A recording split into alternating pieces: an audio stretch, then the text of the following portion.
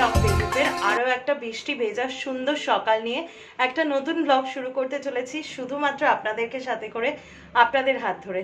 তো চলুন আজকে দিনটাকে শুরু করি। আজকের দিনটা একটু লম্বা হবে, তার কারণ আমার বিকেলে একটা শুটিংয়ের কাজ আছে আর কি, সেই জন্য বেরোতে হবে, বউবাজার যাব। অ্যাজ ইউজুয়াল যেটা আজকে একটা গ্লিমস থাকবে, আর পরে আমি নিশ্চয়ই ডিটেল ব্লগ করে দেব, যদিও এখনও শিওর নই যে কি করব না করব, এই আর কি প্ল্যানিং আছে। আর সকাল থেকে আজকে দেখতেই পেলেন যে হারে মুষলধারে বৃষ্টি হলো, আমার গাছেরা কিন্তু বেশ সতেজ হয়ে উঠেছে, বেশ সতেজ লাগছে ওদেরকে দেখতে।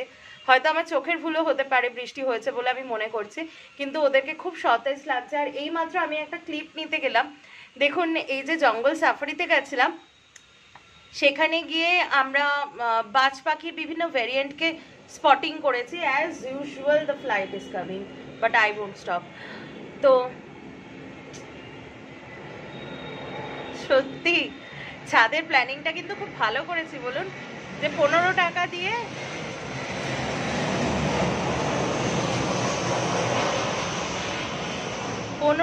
দিয়ে নতুন ব্যবসা চালু করব। সিটিং আর একটু ছোলামুড়ি মাখার ব্যবস্থা থাকবে, অন্যভাবে ধরবেন না কিন্তু, ছোলামুড়ি বলেছি, অন্য কোনো সাইড থেকে বলিনি। যেটা বিকেলে আমরা খাই সেটাই বলেছি। তো তার একটু ব্যবস্থা থাকবে, চা থাকবে, 15 টাকা দিয়ে সিটিং 1 ঘন্টা, তারপরে প্রতি ঘন্টায় 5 টাকা। মানে এরকম একটা ব্যবসা খুললে আমাদের সত্যি খুব উইদাউট ইনভেস্টমেন্টে খুব ভালোই উঠবে আর কি। যাই হোক, দেখা যাক সে ব্যবসা কি করা যায় আর কি।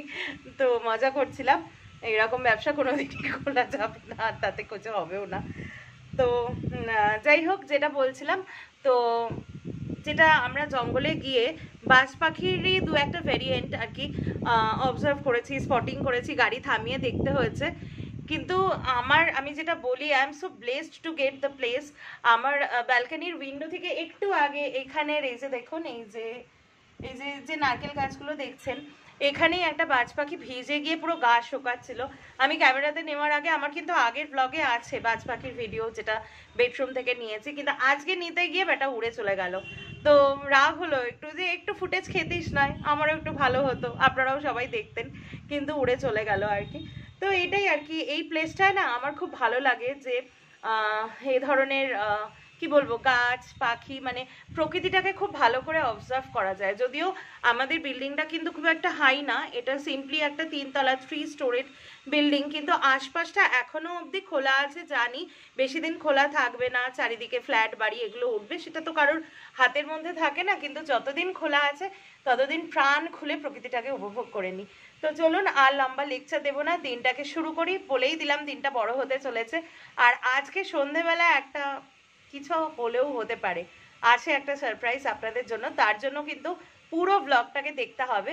তো চলুন দিনটাকে শুরু করি। ব্রেকফাস্টের টাইম হয়ে গেছে, ব্রেকফাস্ট করে নিই। তো চলে এসেছি ব্রেকফাস্টের জন্য, আর আজকে ওয়েদারটা দেখুন, এখান থেকে এবার সে মা বসে আছে, এই যে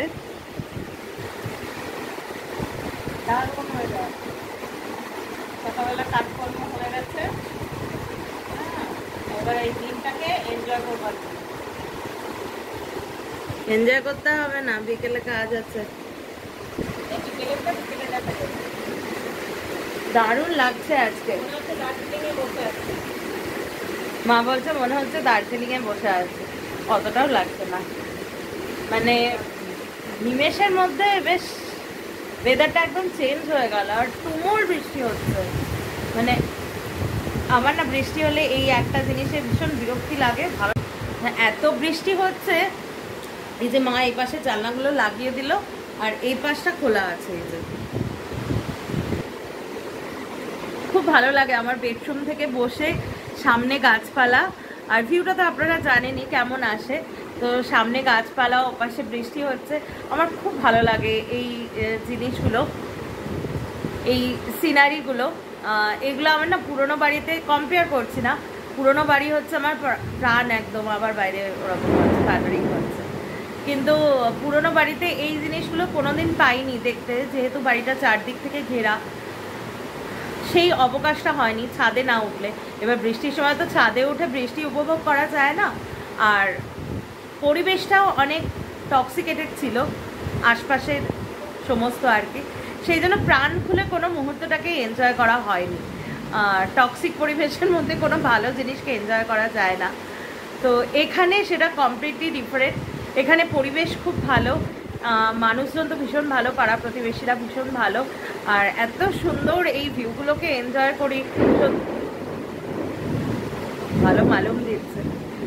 যাই হোক, এবার ব্রেকফাস্টটা করে নিই, অলরেডি অনেকটা দেরি হয়ে গেছে, এই বৃষ্টি বৃষ্টি করতে করতে অনেকটা দেরি হয়ে গেছে। ব্রেকফাস্টের সময় কথা বলছি। তো ব্রেকফাস্ট নিয়ে বসে গেছি, খাওয়া চলছে। কুমড়োর ছেচকি আর রুটি আর কি আজকের ব্রেকফাস্ট। আর বৃষ্টিটাও একটু ধরে এসছে, এরপর একটু গরম গরম চা খাবো, তাই তো? একটু চায়ের আড্ডা হবে আজকে। আড্ডাতে বাবাও যোগদান করবে। মানে আমাদের দুদিন ঘুরে এসে না কারুর মন ভরেনি। মানে আমরা যদিও লাস্ট দিনটাও সাফারি করেছি, মানে 4 দিন আর কি, আসা যাওয়াটা বাদের খাতায় রাখছি। তো আবারও ঘুরতে যাওয়ার প্ল্যানিং শুরু হয়ে গেছে। জানি যে এগুলো মানে এরকম 10টা প্ল্যান করলে একটা আর কি সাকসেস হবে, তবুও প্ল্যানের মধ্যে না একটা অন্যরকম মজা থাকে। তো ভাবছি যে 2-1 মাস পরে একটু ছোটোখাটো কোথাও যাব, একেবারেই কাছাকাছি গাড়ি নিয়ে যাব। তো তার একটা প্রস্তুতি পর্ব শুরু হচ্ছে, মনে হচ্ছে এটা সাকসেস হলেও হতে পারে। তো সেই জন্য মা বাবা আর আমি এখন বসবো, কয়েকটা জায়গা দেখে রেখেছি, সেগুলো আলোচনা হবে, তারপরে ও সন্ধ্যেবেলা ফিরলে ওর সাথে ফাইনাল ডিসিশন হবে। তো লাঞ্চের জন্য যাচ্ছি আর কি। এই ঘরে বাবা রয়েছে, বাবা পুজো দিচ্ছে। এখানটা অন্ধকার কেন? আলো না জ্বালে অন্ধকারই হয়। কি আছে আজকে? ডাটা, কুমড়ো, মিষ্টি আলু দিয়ে একটা পাতলা ঝোল, বড়ি দিয়ে পাতলা ঝোল, এই যে এটা মোরলার বড়ি দিয়ে পাতলা ঝোল, তিতর ডাল। সিম্পল মেনু আজকে। এইটা আমার ভালো লাগে না খুব একটা, ডাটা বড়ির ঝোলটা সেটা ভালো লাগে না। খেয়ে দেখিস না, মিষ্টি মিষ্টি হয় খেতে, কুমড়ো দেওয়া থাকে তো মিষ্টি মিষ্টি হয়। মানে ভালো লাগে না, মানে কি বলবো, আমার ভালো লাগা না লাগাটা খুব আপেক্ষিক আর কি, সবসময় চেঞ্জ হয়। কিছু কিছু সময় ভালো লাগে, আর আজকে খুব একটা ভালো লাগছে না জানো।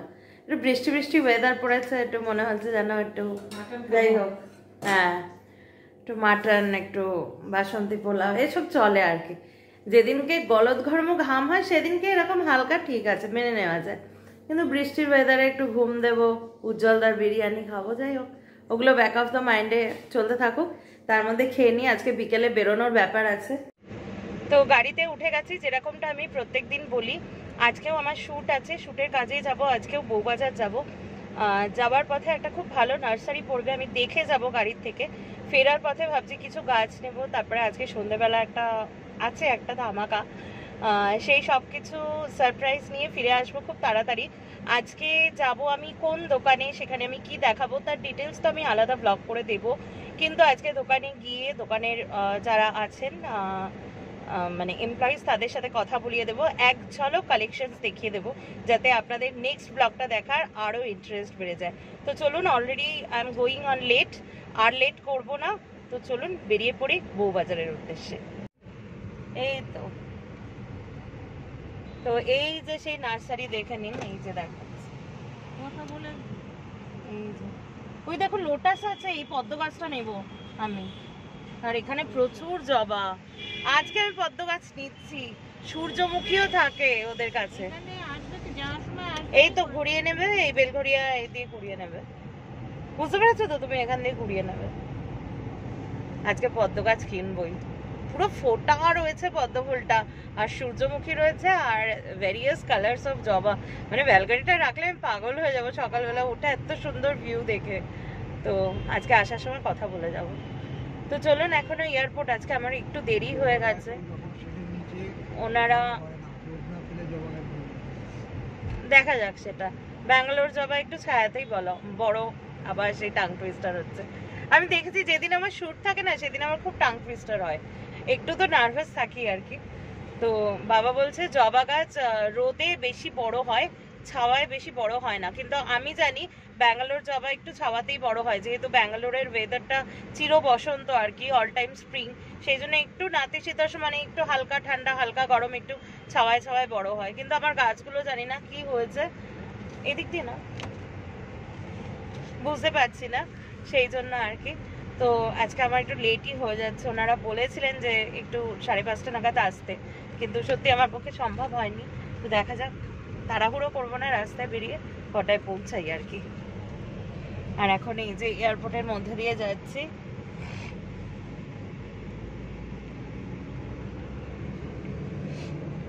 ও আজকে তো আমার সাথে কে কে রয়েছে, আজকে ওকে খুব মিস করছি।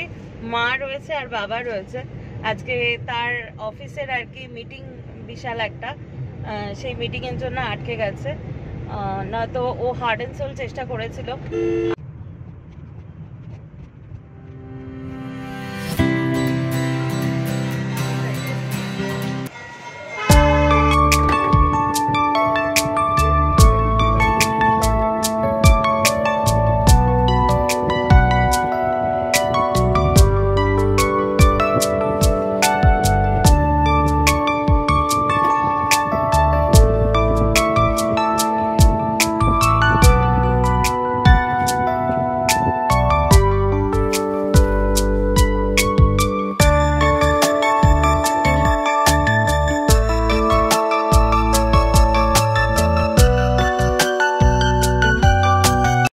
তো আমি যখন দোকানে শ্যুট করছিলাম রাখাল দাস জুয়েলার্সে, যখন আমি শ্যুটিংটা করছিলাম, তখন কিন্তু আর একজন অফিস থেকে বেরিয়ে গেছে এবং যথারীতি এখন আমি ভয়েস ওভার দিচ্ছি বলে আপনাদেরকে ক্লিয়ার করতে পারছি। আমি সাসপেক্ট করেছিলাম যে কি সেলিব্রেশন হবে। ও কিন্তু মিয়া অমর থেকে কেক, আর এই একটা নতুন দোকান এমজে কিচেন, যেটা সাজিরহাটের একটা নতুন ফুড স্টল। ও কিন্তু প্রায় সময় এই নতুন নতুন ফুড স্টলগুলো খুঁজে বের করে এবং তার খাবারগুলো কিন্তু যথেষ্ট ভালো হয়। তো এমজে কিচেনের আজকে আমরা ফিশ কাটলেটটাকে টেস্ট করলাম, সবাই খুব, মা বাবা আমিও খেলাম, খুব ভালো লাগলো। ওনারা কিন্তু খুব অথেন্টিক ভেটকি মাছ, প্রনস এগুলো ইউজ করছেন এবং তেলটাও কিন্তু খুব ফ্রেশ ইউজ করছেন। এছাড়াও ওনারা বললেন যে ওনারাও হোম ডেলিভারি নেন। তো কাজ হয়ে গেল আজকের মতো। আজকে গেছিলাম দ্য রাখালচন্দ্র দে জুয়েলার্সে, ফার্স্ট কাজ ছিল ওনাদের সাথে। আজ এখনো অবধি আমি যে কজনের সাথে কাজ করেছি প্রত্যেকেই আমার খুবই রেসপেক্টেড। ওনারা আমাকে সুযোগ দিয়েছেন, যেহেতু আমি একজন বাডিং ইউটিউবার। কিন্তু আজকে ওনাদের আতিথেয়তা সত্যি নজর কাড়ার মতো ছিল, ভীষণ ভালো লেগেছে। এত সুন্দর করে ওনারা আমার কেরিয়ারের জন্য আমাকে যেভাবে গাইড করলেন, যেভাবে যে ট্রিক্স, আমাদের অনেক কিছু থাকে সেটা তো অন ক্যামেরা আমি বলতে পারবো না। তো সেই জিনিসগুলো মানে কি বলবো, একটা ক্লাসের মতো করে শেখালেন, খুব ভালো লাগলো। আর অ্যাজ ইউজুয়াল আমি দাঁড়িয়ে আছি, দেখুন, আদি মোহিনীমোহন কাঞ্জিলাল। আমার টার্গেট আছে কোনো একটা সময়, যদি স্বর্ণালীদি আর কি পারমিশন দেন, মোহিনীমোহন কাঞ্জিলালে অফ টাইমে কোনো একটা সময়তে আমি, যদি ওনারা পারমিশন দেন, তাহলে ভিডিও করব। অ্যাজ ইউজুয়াল এই রাস্তাটা পুরো মুখস্থ হয়ে গেছে। একটু আগে কলেজ স্ট্রিটে বইয়ের দোকানগুলো পার হচ্ছিলাম, তো একটা সময় আসতাম বই কিনতে, আর এখন যাচ্ছি মানে যে কেরিয়ারটা শুরু করেছি সেই কাজটা করে একটা অন্যরকমই মিক্সড ফিলিংস। তার মধ্যে ওকে খুব মিস করছি। মা আজকে খুব সুন্দর করে ভিডিও করে দিয়েছিল। মা একটু নার্ভাসই ফিল করছিল। এটা তো বাড়ির শ্যুট না, এটা একটা গয়নার শ্যুট, যেহেতু অন্য মানুষেরও এতে সময় ইনভলভমেন্ট আছে, কতটা পার্টিকুলার পারফেক্ট হচ্ছে। কিন্তু মা সত্যি খুব সুন্দর আজকে তুলে দিয়েছে, বাকিটা তো আমার এডিটিং। তো চলুন ফেরা যাক। বাড়িতে একটা সারপ্রাইজ আছে আর কি, সেলিব্রেশন হবে, সেটার জন্য ও সব নিয়ে টিয়ে এসছে। কতক্ষণে বাড়ি ফিরবো, আর একটু গাছ কিনবো ভাবছি। গাছটা কি কি কিনবো সেটা আপনাদেরকে পরে দেখাবো। আপাতত হ্যাঁ, নার্সারিটা খোলা পাবো কিনা, কারণ আমার আজকে শ্যুট করতে প্রায় অনেকক্ষণ, 2-2.5 ঘন্টা হয়ে গেল, বলো না? তার বেশি, 2-2.5 ঘন্টার বেশি একভাবে দাঁড়িয়ে শ্যুট করে গেলাম।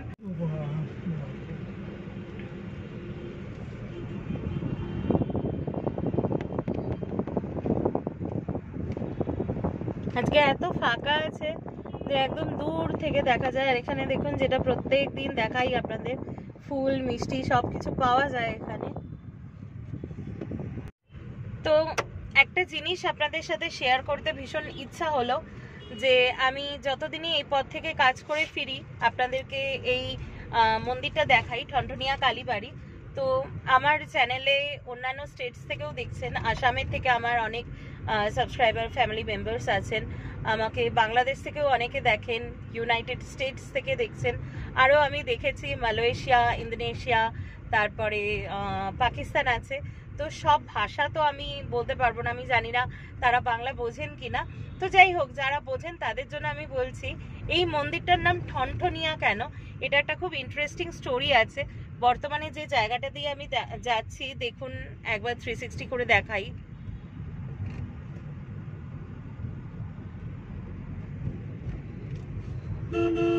এই জায়গাটা আজকে এরকম, আজ থেকে 300-400 বছর আগে, মানে যখন কলকাতার জন্ম আমরা সবাই জানি, 1690 সালে জব চার্নক দ্বারা কলকাতার সৃষ্টি হয়েছিল, কলকাতা, সুতানুটি আর গোবিন্দপুরে, এই 3টে গ্রাম নিয়ে। তো তখনকার কলকাতা কিন্তু একদমই ডিফারেন্ট ছিল, যেটা আমাকে ভীষণ মানে ভাবায় আর কি। আমি একটা ওল্ড কলকাতা পেজের সাথে ফেসবুকে আর কি জয়েন্ট আছি, ওখানে আমি অনেক তথ্য পাই। তো ওখান থেকে আমি শুনেছি যে ঠনঠনিয়া নাম কেন।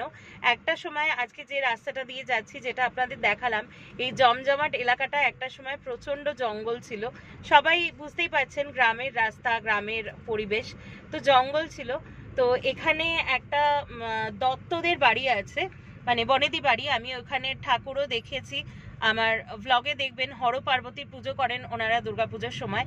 এই জাস্ট এই ডান দিক দিয়ে যেতে হয় আর কি, দত্ত বাড়ি বা লাহা বাড়ি পুজোতে। তো ওনাদের বাড়িতেও আমি শুনেছি যে এখানে একসময় ডাকাতের বিরাট উপদ্রব ছিল, যেহেতু বড় বড় বাবুদের বাড়ি ছিল, গয়নাগাটি, অর্থ সবকিছু। তো ডাকাতরা, আর এখানে নাকি প্রচুর শেয়ালের উপদ্রব ছিল, রাত হলেই শেয়াল ডাকতো, আর ডাকাতের ভয় সবাই একদম দরজা জানলা বন্ধ করে থাকতো। তো সেই সময়কার ব্যাপার বুঝতেই পারছেন। তো ডাকাতরা এই ঠনঠনিয়া কালী মূর্তিকে পুজো করতেন। আমি যদি খুব ভুল না করি, দেখুন সেদিনকে ওই বাড়িটা যাচ্ছে, যেটা দেখিয়েছি আপনাদের, এই লাল বাড়িটা। তো আমি যদি খুব ভুল না করি, তো ডাকাতরা ঠন ঠন করে ঘন্টা বাজিয়ে সবাইকে আওয়াজ দিত যে তারা ডাকাতি করতে বেরোচ্ছে, আর সেই আওয়াজে সারা গ্রাম জুড়ে সবাই ভয়ে দরজা জানলা দিয়ে থাকতো। যার কপাল পোড়ার তার তো পূর্বেই। তো সেইখান থেকে এই যে ঠন ঠন আওয়াজ করে, হাড়ের এড়ে আওয়াজ করে তারা যেই ডাকাতি করতে বেরোতো, সেখান থেকেই নাম কিন্তু ঠনঠনিয়া কালীবাড়ি। আজও সেই নামটা এক্সিস্টেড থেকে গেছে, এবং প্রচণ্ড একটা প্রসিদ্ধ উত্তর কলকাতার কালী মন্দির।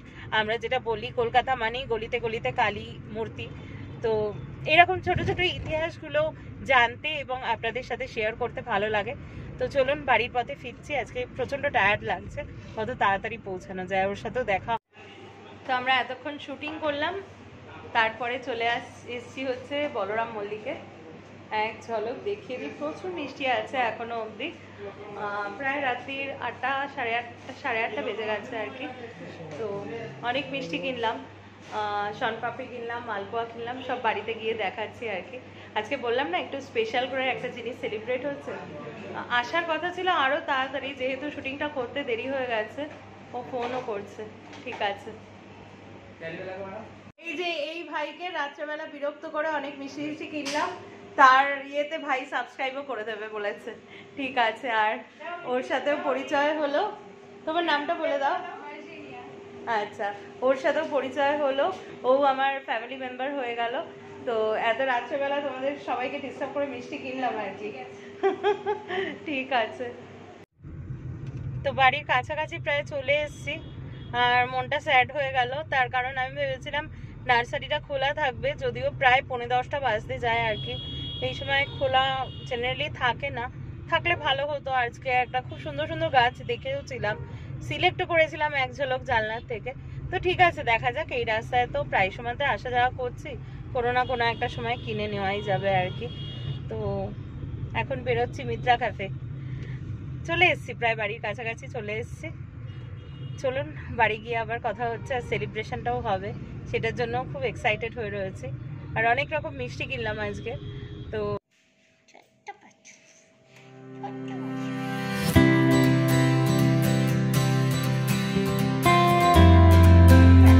আজকে আমি কেক কাটছি, আবারও সেলিব্রেশন হচ্ছে 300 এক্সটেন্ডেড ফ্যামিলি মেম্বার্সের জন্য। This is a surprise for me. মানে এই সেদিন বেড়াতে যাওয়ার আগে আমি 200 সাবস্ক্রাইবার এক্সটেন্ড বলতে যাচ্ছিলাম, 2000 হবে যা হবে, এক্সটেন্ডেড ফ্যামিলি মেম্বার্সের জন্য আর কি কেক কাটলাম, মাইক্রোফোন কিনলাম। আর দেখতে দেখতেই কিন্তু বর্তমানে আমি যখন কেক কাটছি, আমার চ্যানেলে 314 জন এক্সটেন্ডেড ফ্যামিলি মেম্বার্স। তো I am feeling very lucky and blessed. বারবারই বলছি, এত তাড়াতাড়ি যে আপনাদের সহযোগিতার হাত পাচ্ছি, তাই কিন্তু এত এনার্জাইজ যে এতক্ষণ ধরে শুরু করে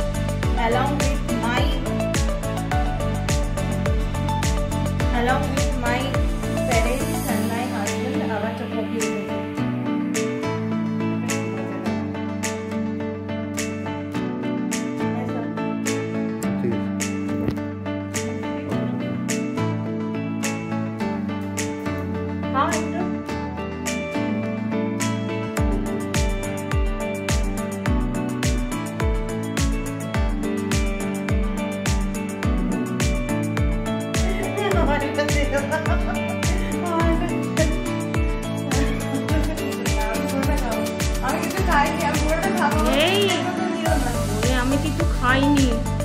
হ্যাঁ এটা সবার জন্য আমি খেয়ে নিলাম, আমার খুব খিদে পেয়েছে।